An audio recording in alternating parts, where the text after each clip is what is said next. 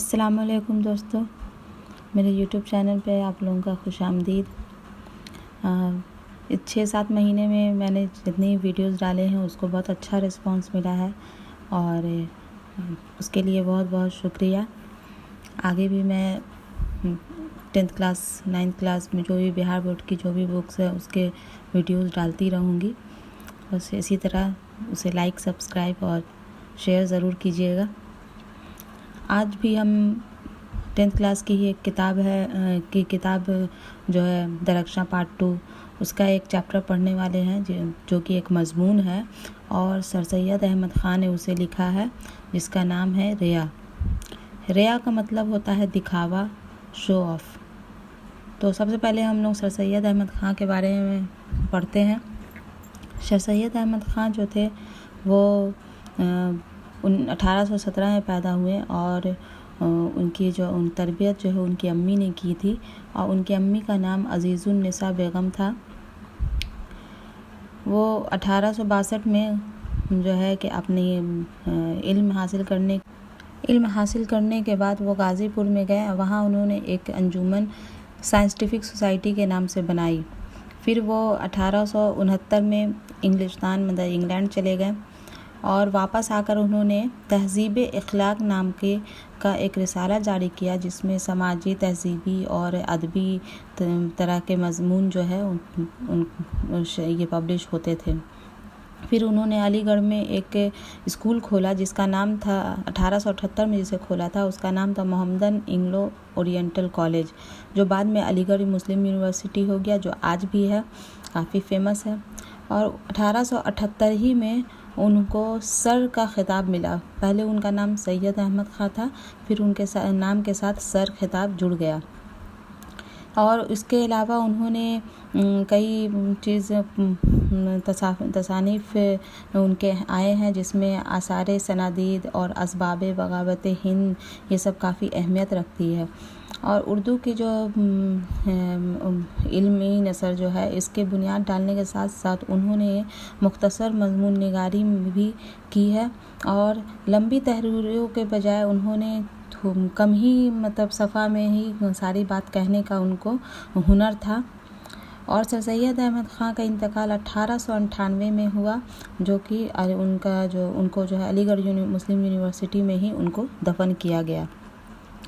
आज जो हम लोग चैप्टर उनका लिखा हुआ जो मज़मून हम लोग पढ़ने वाले हैं उसका नाम है रिया, जिसका मतलब दिखावा होता है, शो ऑफ होता है। इसमें से सैयद अहमद ख़ान ने बताया है इंसानों के बारे में कि इंसानों में की एक बुराई है जो कि दिखावा है। मतलब कि दिखावा जो है, शो ऑफ करना एक बुराई है, उसके बारे में उन्होंने बताया कि लोग जो है कई तरह के लोग हैं दुनिया में, जिसमें से कुछ लोग होते हैं जो कि अंदर से कुछ होते हैं, बाहर से कुछ होते हैं। ज़ाहरी तौर पे कुछ और होते हैं और दिल में वो उनके कुछ और होता है। कुछ लोग ऐसे हैं जो कि उतनी बुराई करते भी नहीं हैं जितना ज़्यादा वो बुराई दिखाते हैं। अरे आज मैंने ये किया, आज मैंने वो किया, मतलब अपनी बुराइयों को बताएंगे कि मैंने आज उसका पैसा गिरा हुआ था तो वो मैंने उठा लिया, हालांकि ऐसा नहीं है। या फिर कुछ भी बुरी चीज़ों को हंसी में बताते हैं। और कुछ लोग ऐसे होते हैं जो कि अंदर से बुरे होते हैं, लेकिन वो अपनी बुराइयों को अच्छी चीज़ों में, जैसे कि मैंने आज नमाज़ पढ़ा, 5 वक्त का नमाज में पढ़ता हूँ, मैं ये करता हूँ, मैं वो करता हूँ, वो अपना शेखी बघाड़ते हैं, अपने जो भी थोड़ा भी अच्छा कुछ करते हैं तो उसको बहुत ज़्यादा दिखाते हैं। लेकिन सैयद अहमद ख़ान ने इसमें एक तीसरी किस्म के लोग के बारे में बताया है कि जो कि बुराई उनके में है और वो जो है कि जानते नहीं हैं कि ये बुराई उनके में है और उनके बारे में वो खुद ही धोखे में पड़े हुए हैं कि उनके अंदर वो बुराई है। और उन्होंने बताया कि हज़रत दाऊद अलैहिस्सलाम ने खुदा से इस चीज़ की दुआ मांगी कि मुझे उस बुराई से पनाह दीजिए जिसको मैं नहीं जानता हूँ, क्योंकि खुदा ही है जो कि हमारी सारी बुराइयों को जानता है। इसमें यहाँ पे एक लाइन है, कौन अपनी गलतियों को समझ सकता है, तू ही मुझको मेरे पोशीदा ऐबों से पाक कर। ये जो दुआ है वो दाऊद अलैहिस्सलाम जो है वो खुदा से मांग रहे हैं।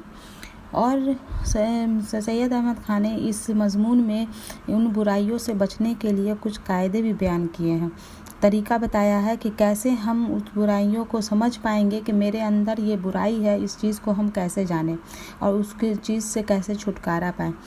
तो सबसे पहले उन्होंने बताया, आम कायदा बताया कि अल्लाह रसूल ने अपनी जो किताब हम लोग के ऊपर भेजी है कुरान शरीफ, उसमें जो है कि हम लोग को रहने के लिए हर तरीका लिखा हुआ, किस तरह से हमें अपनी ज़िंदगी जीनी चाहिए।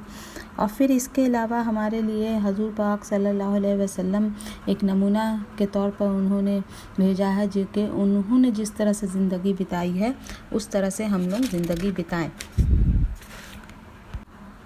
फिर एक दूसरा कायदा उन्होंने बताया है कि अपने पोशीदा ऐबों को, अपने दिल में के अंदर छुपी हुई ऐबों को हम कैसे पहचानें।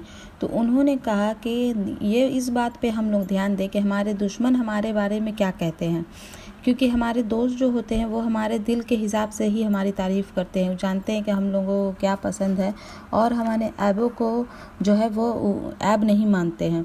लेकिन जो दुश्मन होते हैं वो हमें खामियां ढूंढते हैं और उस खामी को वो बढ़ाते हैं।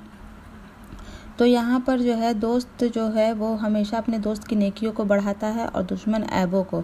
तो इसलिए हमको अपने दोस्त का ज़्यादा एहसानमंद होना चाहिए, क्योंकि हमको हमारे ऐबों से वो ये इन्फॉर्म करता है, हमें जब बताता है कि जो है कि हम में क्या ऐब है।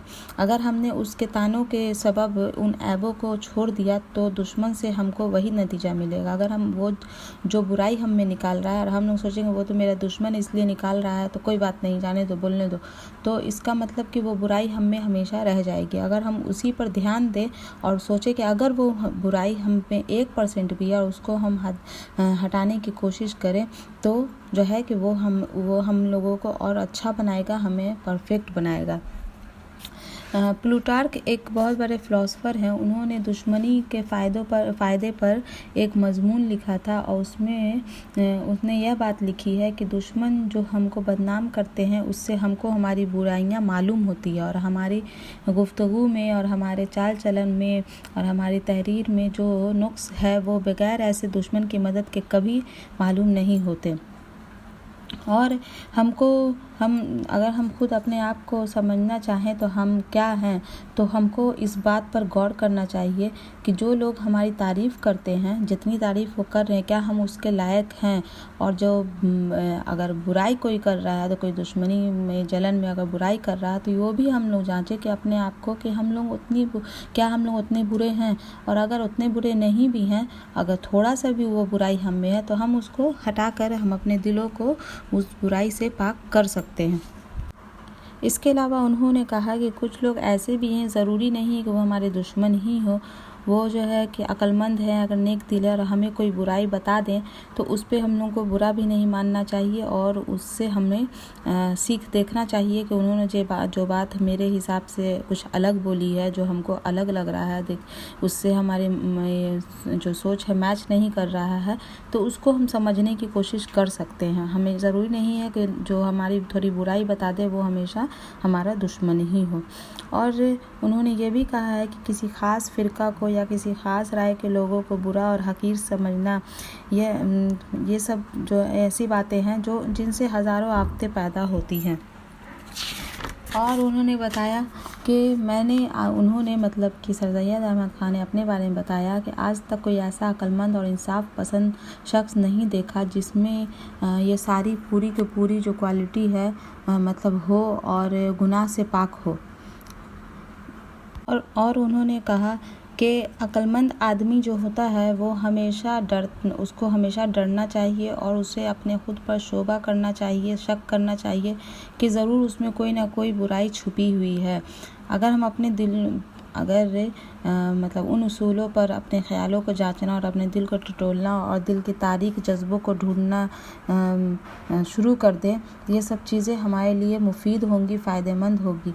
अगर हम अपने दिल को ऐसी मजबूत नेकी बिठाना चाहते हैं जो कि क़यामत के दिन हमारे काम आए, तो हमको अपने दिल के भेदों को जानना होगा, क्योंकि उस दिन ऊपर वाला जो है हम लोगों के सारे भेदों को जो जानता है वो जांचेगा कि हम लोग क्या बुराई दिल में रखे हुए थे।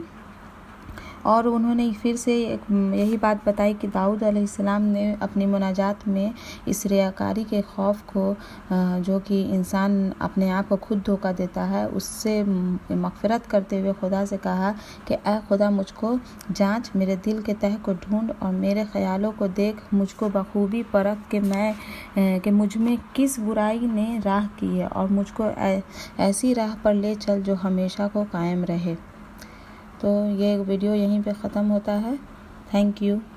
और मेरे चैनल को लाइक, सब्सक्राइब और शेयर ज़रूर कीजिएगा।